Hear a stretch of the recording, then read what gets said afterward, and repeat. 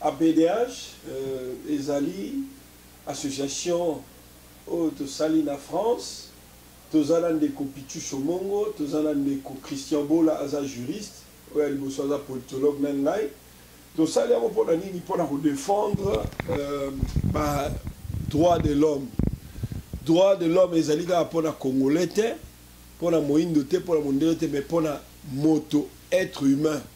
Et on a publié déjà le journal officiel, publication d'Ango, Yango Oyo et Salami Awa. Donc, bon, moi, dans le journal officiel, il y a République française.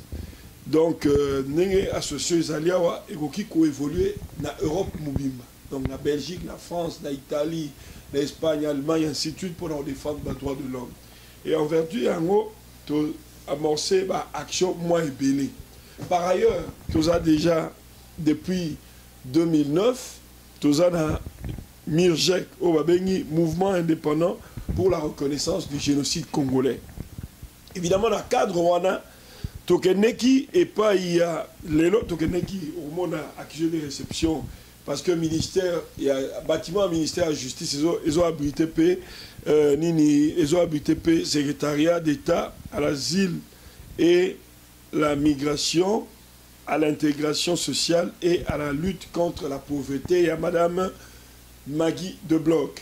Tokenei Bongokuna pour la Nini pour la Bolanda qui le 15 février 2014, tant que nous avons la conclave mondiale, il y a un combattant résistant.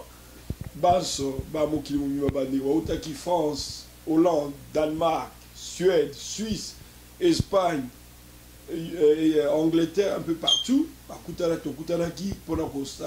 Pour réfléchir profondément sur Toutiwapi. Tout ça va combattant, tout ça Kabila dégage, Kabila dégage. Mais tout le monde dit que Kabila dégage est comme un slogan.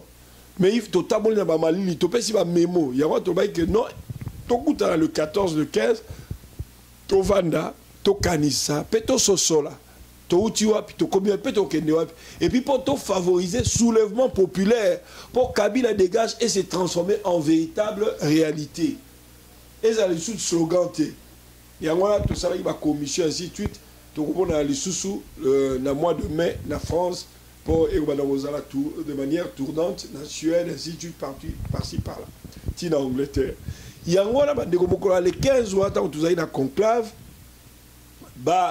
comme d'habitude, il y a des Congolais. Mais je pense que cette fois, dans le cadre de APDH, et puis dans le cadre de Mirjek, tu as téléménali Kambouana. Parce que, Binomo Moebi Bandeko, dernièrement, en 2013, Bomi Kuluna sans jugement, sans décision en justice.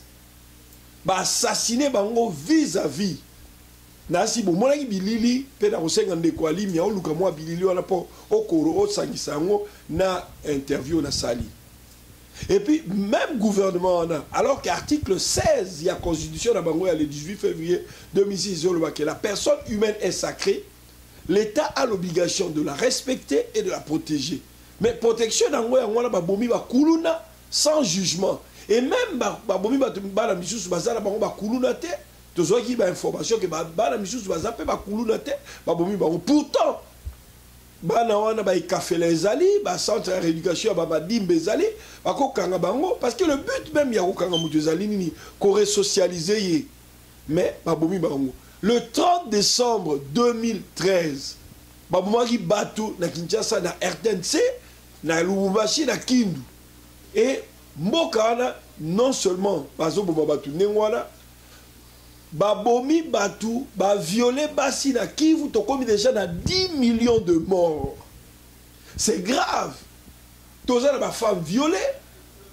Professeur, docteur Mukwege, Azosa Moussala, réparateur des femmes violées.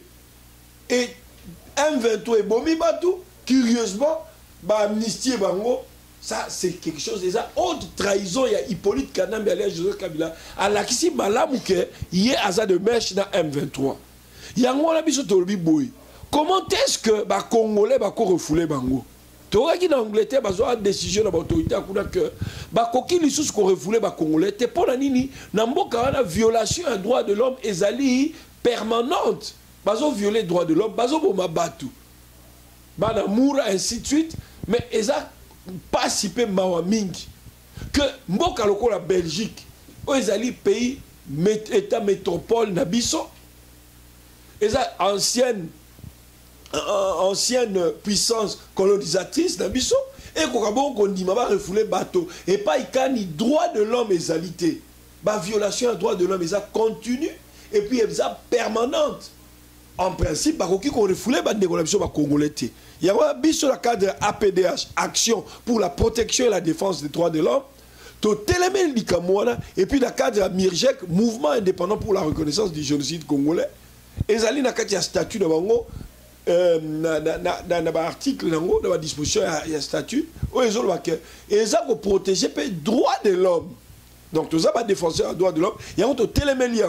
Donc, il y a un ministre, il y a un secrétaire d'État, Magui Desblocs, qui a déposé un document accusé de réception de Salamaki. Pour protester arrestation, peu déportation, il y a moi, Nanabiso, Micheline, et Sangelo Boseko, Oyo, Bakangaki, Nakati, avion, Bazo Beta, et Policier, Betier. Moi, Betier, des alliés, infraction, il y a coup et blessure volontaire. Et ce qui est là, refoulé, toujours dans le centre fermé, il y a 127 bis. Pourtant, policiers, les alliés, dans le code pénal, les a interdits à Kobeta Moutou. Motomoko, il y a droit à Kobeta Moutou. Ce qui est boy kokende, il faut vous convaincre, il faut que volontaire pour la kokende. Et d'ailleurs, c'est totalement bien, même quand il y a convention à Genève, il y a le 28 juillet 1951, balobi boye que moto oyo a boyi, ezali article 1A 2, ezali kopé qui s'appelle que moto oyo pour la conviction et puis moto a boyi cause la protection état quelconque état songolo ko Congo bon qui kotindika été et ce qui totali malamu ba congolais baso na mboko ya Belgique ba koki kozwa statut à réfugié et non attention ba pesi statut à réfugié tozali pe na protection subsidiaire ne fût-ce que yango ba koki kopesa ba congolais baso peu importe ngunda na ye ezala mabeto ezala malamu. Pour mboka wana bozotinda batu boyebi consciencieusement que Belge, surtout nani secrétaire d'État Magui Desblocs, ayebi yango très bien que mboka wana eza na démocratie te aza komona ba télévision azomona na ba télévision de ba oboma batu. Comment est-ce que akoki kotindika batu kuna? Et donc, dans le ministère, il y a intérieur, boy même qu'on y a biso, boy même qu'on recevoir lettre pour la ministre, il y a intérieur. Joël Milquet. Mais ezali kamo moi et que biso tomoni ceux qui bazo continuer au sala nengon alors ezali complicité à génocide. Oh bazo sa yango moni mirja ke ko kotsa nini mikanda pour la kosenga que ba expulser ndeko na moi na biso Micheline te non seulement Micheline mais ba congolais baso et pire encore ba policier ba beti députée bruxelloise d'origine congolaise madame Mandaïla. Ce qui est anormal et que, en principe, moi, je ne sais pas si je refoulé. Les cours et tribunaux, le va porter plainte. Il faut que la police comparaître. La justice, qui est une institution indépendante, il faut y entendre Bango et entendre moi. En toute indépendance, il y a des sanctions contre tout. Et d'ailleurs, moi, Naokaki ndeko chek fita Mopadi Sangwa sala qui interview na mokonzi ba syndicaliste et ba policier abike yé pour ba sanction azoko s'insurger contre la déclaration et ministre Joël Milquet abike ba sala ba enquête et puis on sanctionner mais il y a un cas de flagrance toroki ko même par deux chemins enquête et ko confirmer kaka comportement barbare au ba sala. Alors que barbarie, le 30 décembre 2013, camion, comme des gibiers. Mais à notre grande surprise, tout ça au cas moi que inspecteur syndicaliste, policier, sanction. Mais oui, ils ont mérité sanction. Moi, je pense que les policiers, qui est preuve ezali ba monde ba beti mwana na ndinga zolela ba ku les lotos lui contact nae azana ba pasi na nzoto et même en principe il faut pas me mettre à l'hôpital toujours c'est que ba konja mboko que il faut pas tinda ba même mwana dans l'hôpital il faut subir ba soins appropriés il faut pas hospitaliser pour encore développer peut-être hémorragie interne ba otindika mutu na mboko soka ke okufa kuna et puis à part ça bah policier oh bah bêtier il faut pas répondre personne au-dessus de la loi il faut pas répondre bah faire et je trouve très mal que bah zoba refouler soit bah refouler nani ressemble à ce qu'on a policier wana et article 6 il y a convention européenne des droits de l'homme et lobby que mototo a droit accès à la justice une justice juste et équitable. Il y a un très anormal et puis tout et même je pense que on les a dit complicité à génocide alors que bah génocide de Sabalamboka bah crime contre l'humanité de Sabalamboka Belgique a coquille qu'on refoulé par Congolais. Voilà alors c'est vrai bah balandi yo mingi na ndenge au lobby c'est vrai que yo au côté vraiment la détail nyoso mais sikoyo no ba to landa biso mais ndeko na biso ya mwasi Micheline azali menacé il y a expulsion c'est vrai que erataki mais ba kotika été baloga toujours ba expulser bino bo entamé ce ko ba démarche wana ndeko lobby au côté si requête pas il y a secrétaire d'état donc il y a asile et puis au mekaki pas dans ministère donc il y a intérim ba boy ko zwa bino mais qu'est-ce qu'on peut espérer finalement parce que mon au kolobaisa on peut bien mais tout on peut également mais qu'est-ce qu'on peut espérer est-ce que ndeko na biso akokende to akokendete est-ce qu'on peut espérer quelque chose voilà ce que nous devons espérer c'est quoi toujours espérer respect il y a ba texte oyo Belgique est ratifié à qui oyo pe Congo est ratifié à qui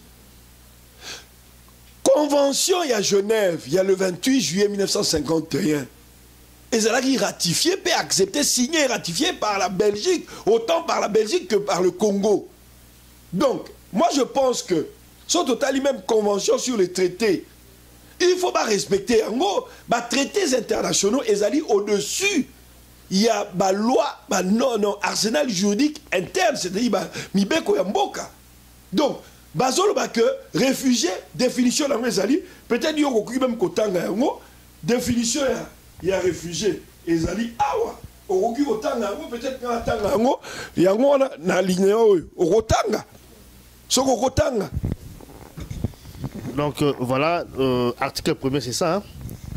Au fin de la présente A2 voilà oui.